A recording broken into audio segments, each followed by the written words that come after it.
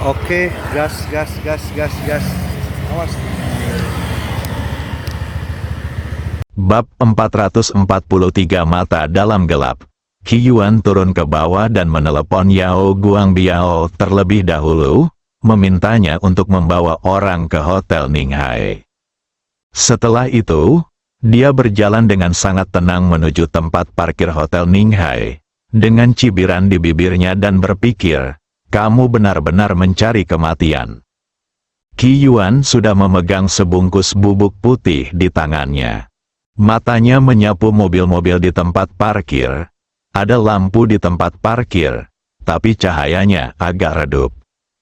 Dia bersiul dan menggoyangkan kunci mobil, memberi kesan bahwa dia bersiap untuk pergi. Dan relaksasi di wajahnya, sikap santai yang dia tunjukkan, dan kelakuan buruk yang dia tunjukkan membuat orang semakin tidak berdaya. Sejak Qi Yuan keluar, dia telah menjadi sasaran 4 pria berbaju hitam. Hanya saja kelakuan Qi Yuan membuat mereka mengira dia hanyalah seorang pemuda, dan mereka mengabaikannya sama sekali. Ketika Qi Yuan berjalan mendekati mobil mereka, dia melihat 4 orang. Meskipun mereka tersembunyi dengan baik, bagi Qi Yuan, di mata mereka, ini adalah penyembunyian tingkat yang sangat rendah.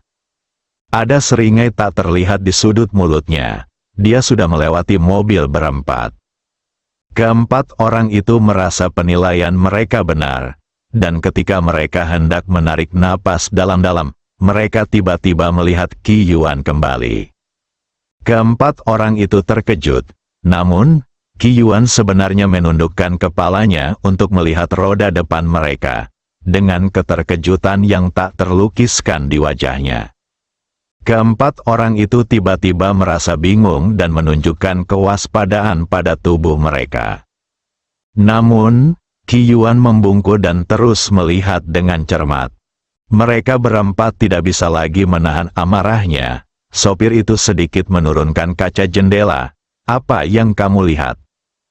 Qi Yuan meletakkan tangannya ke bibirnya, membuat isyarat diam, dan menatap ke tanah tanpa pergi. Seolah sedang menatap pemandangan itu. Sopir itu penasaran dengan perilaku Qi Yuan dan menurunkan seluruh jendela. Apa yang kamu lihat? Qi Yuan tiba-tiba mengangkat tangannya dan melemparkan semua bubuk putih ke dalam mobil. Aku bertanya-tanya mengapa ada 4 orang idiot di sini. Qi Yuan mengumpat dengan marah. Baga, kamu, ledakan. Pengemudi itu baru saja selesai mengumpat ketika kepalanya terbentur keras pada kemudi dan pingsan. 3 orang lainnya hendak membuka pintu dan keluar dari mobil, namun kaki mereka terasa lemas dan langsung terjatuh ke atas mobil. Kalian idiot dan masih tidak percaya padaku. Kalian harus membuktikannya. Qi Yuan bergumam dan berjalan mendekat. Engah-engah. 1 suntikan untuk masing-masing dari mereka. Tubuh keempat orang itu bergetar sejenak, dan kemudian mereka semua tampak kempes, dan keterampilan seni bela diri mereka dihancurkan sepenuhnya oleh Qi Yuan.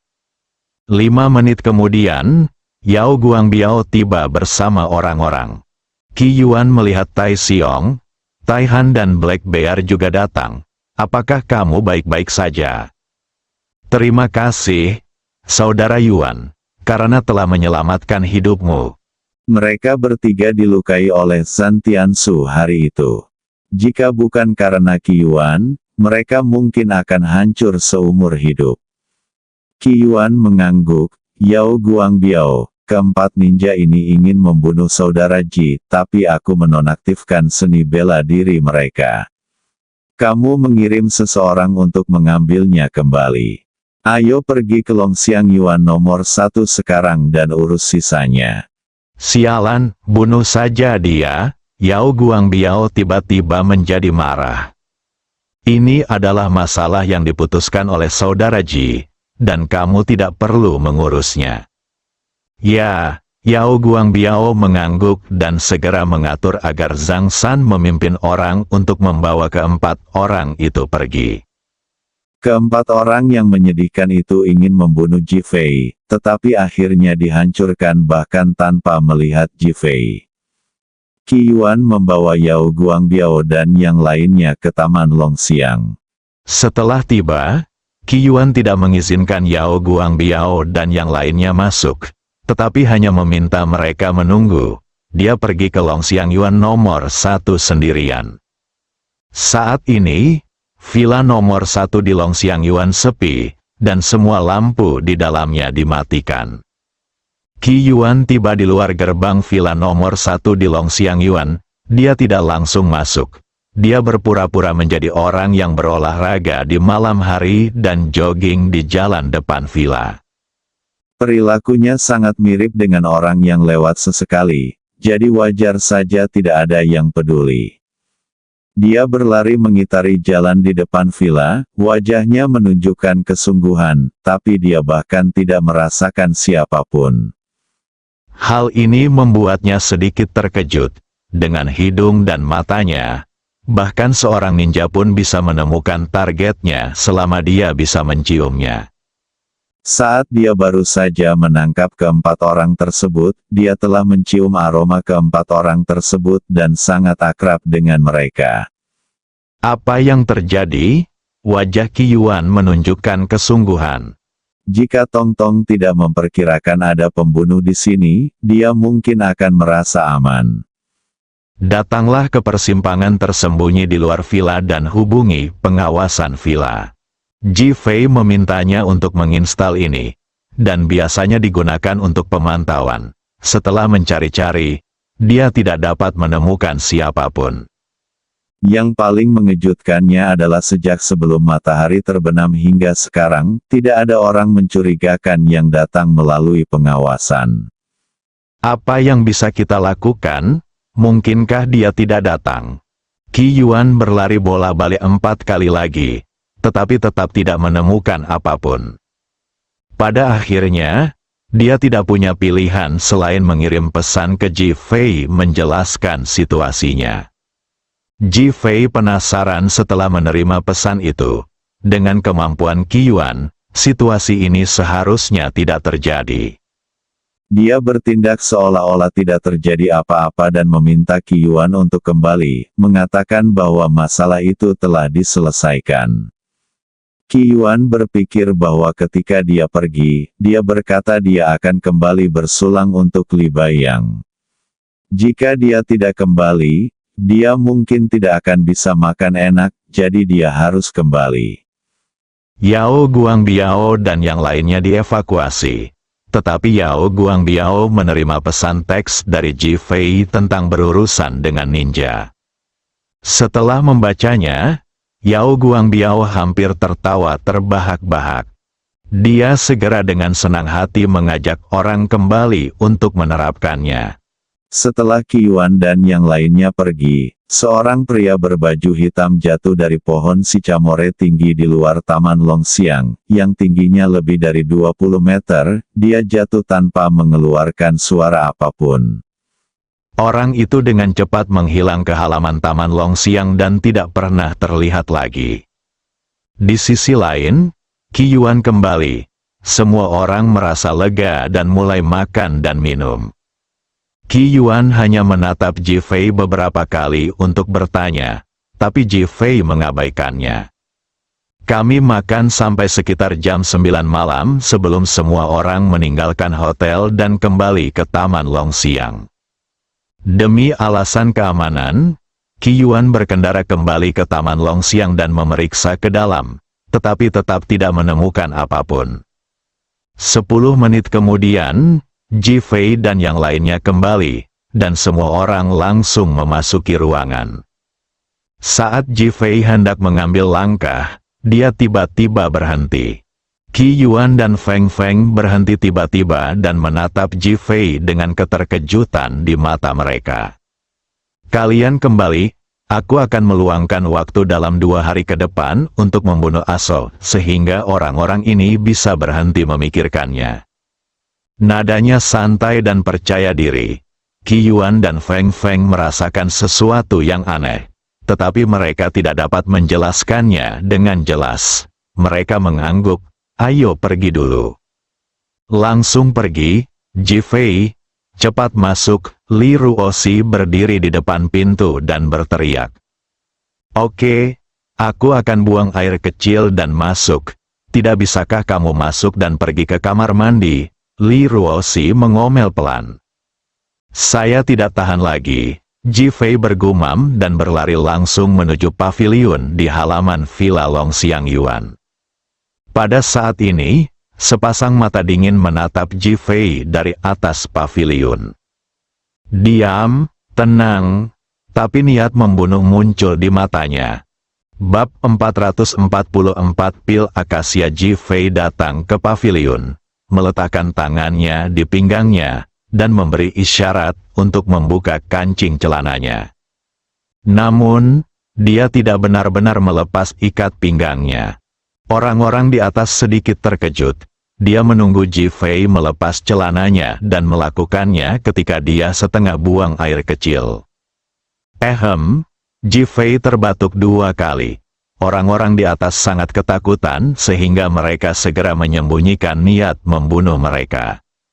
Saya tidak terbiasa dimata-matai oleh wanita.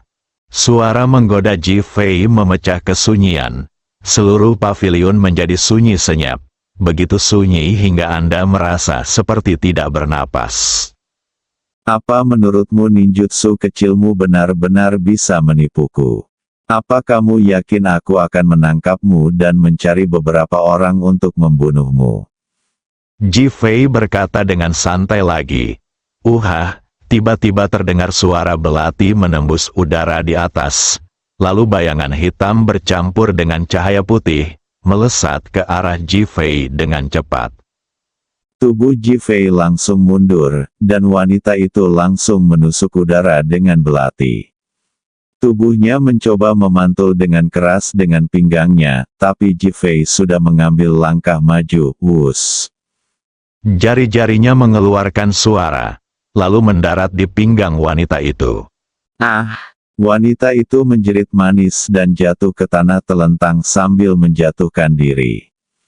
Rasanya pantatku terbelah menjadi 2 bagian yang tak terhitung jumlahnya.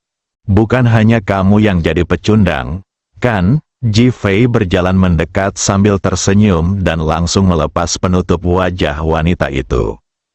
Di bawah cahaya villa, yang menarik perhatian Ji Fei adalah wajah cantik dengan biji oval, alis bulan sabit, dan sepasang mata dengan kelopak mata tunggal. Ada kegenitan pada kecantikan wanita itu bergoyang. Namun, cahaya dingin di mata wanita itu segera membuat Ji Fei menjadi tenang. Dia melihat sekeliling dan merasakannya, kamu benar-benar satu-satunya. Apakah kamu berani atau terlalu bodoh? Kata Ji Fei sambil menatap wanita yang tergeletak di tanah. Berhenti bicara omong kosong. Bunuh aku. Pembunuhan wanita itu gagal dan dia hanya ingin mati, berbicara dalam dialek Longguo yang belak-belakan.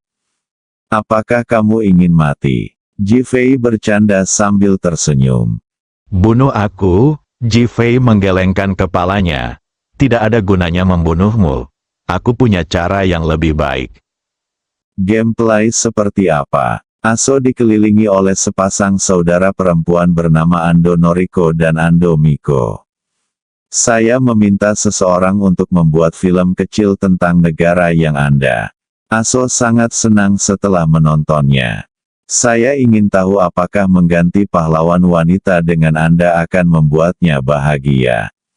Apakah kamu lebih bahagia? Bunuh aku?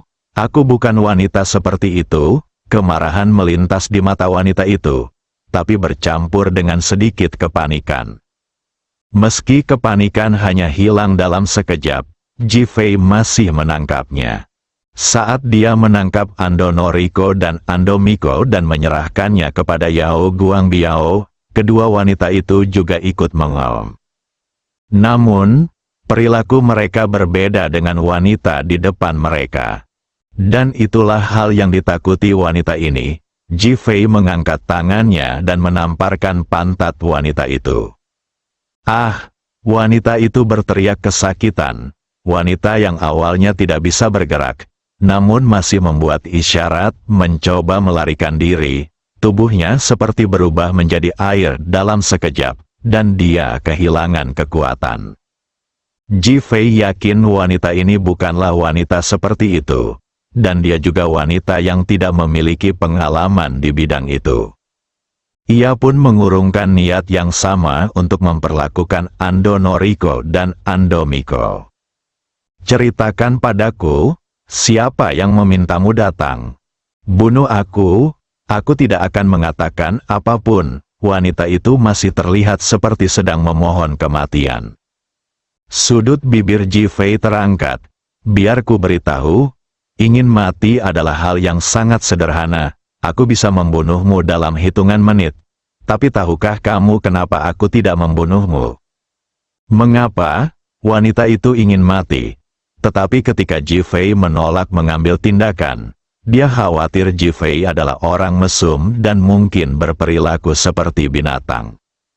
Ji Fei tidak tahu apa yang dia pikirkan. Kamu bukan wanita seperti Ando Noriko dan Ando Miko, dan kamu masih gadis yang belum berpengalaman. Aku tidak tega membiarkanmu menderita kemalangan. Jangan mengira aku berani tidak menghancurkanmu. Ekspresi rumit melintas di wajah wanita itu, sebuah keanehan yang tak terlukiskan. Dia tidak menyangka Ji Fei akan mengatakan hal seperti itu, apalagi Ji Fei bisa melihatnya. Ji Fei benar, dan dia merasa panik di dalam hatinya. Tetapi, bunuh aku, kalau tidak, aku pasti akan membunuhmu. Berpikir untuk dipukuli oleh Ji Fei, dia dipermalukan dan giginya gatal karena kebencian, tapi dia tetap bertindak sangat kuat. Didi, saat ini, ponsel Ji Fei berdering, dan ketika dia melihat bahwa itu adalah Yao Guangbiao, dia menekan tombol jawab sambil tersenyum. Saudara Ji, kami sudah selesai syuting dan sudah memproduksinya. Aso sekarang ada di Rumah Sakit Rakyat Ninghai. Apakah kamu ingin segera mengirimkannya ke sana? Kirimkan? Tentu saja kita harus mengirimkan film bagus seperti ini agar Aso bisa menontonnya dengan baik. Kita harus memberitahu Aso seperti apa rupa orang yang diselingkuhi terbesar di dunia. Oke. Yao Guangbiao menutup telepon dengan penuh semangat. Ji Fei hampir tertawa saat memikirkan tentang apa yang mungkin difoto oleh Yao Guangbiao. Tiba-tiba dia membungkuk dan mencubit mulut wanita itu. Sudah ada pil di tangannya. Kamu, apa yang akan kamu lakukan? Wanita itu bertanya dengan gugup. Ini pil akasia yang dibuat dengan bahan utama kacang akasia. Saya jamin setelah memakannya, Anda akan selalu memikirkan laki-laki di hati Anda. Lalu Anda akan menikah dan memiliki anak dengan jujur. Wuho, tidak, teriak wanita itu. Tapi Ji Fei tetap membiarkannya memakannya. Lalu dia menamparkan tubuhnya dan berkata, jika kamu bisa bergerak dalam 1 jam, keluar dari sini, lain kali aku melihatmu, aku tidak akan bisa menikmati hidupmu. Setelah Ji Fei selesai berbicara, dia berbalik dan kembali ke rumah. Wanita itu terbaring di tanah karena terkejut. Dia siap mati, tapi dia membiarkannya pergi. Memikirkan Siang Siwan lagi, kerumitan yang tak bisa dijelaskan melonjak di dalam hatinya, terutama perasaan tamparan Ji Fei yang tertinggal di tubuhnya, yang membuatnya merasa bingung dan tak bisa dijelaskan. Yang diberikan Ji Fei padanya bukanlah pil mabuk cinta, melainkan pil yang bisa membuat bau badan manusia semakin kuat.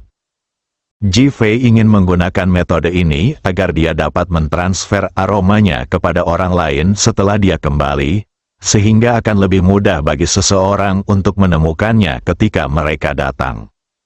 Faktanya, ketika dia masuk sekarang, dia tidak langsung menyadarinya karena wanita itu memiliki niat membunuh ketika dia melihat mereka, dan Ji Fei merasakan fluktuasi yang disebabkan olehnya. Tapi Ji Fei masih tidak yakin. Jadi dia memberitahu Qi Yuan dan Feng Huang bahwa dia ingin membunuh Aso, yang merangsang niat membunuh wanita itu. Jadi dia sangat yakin.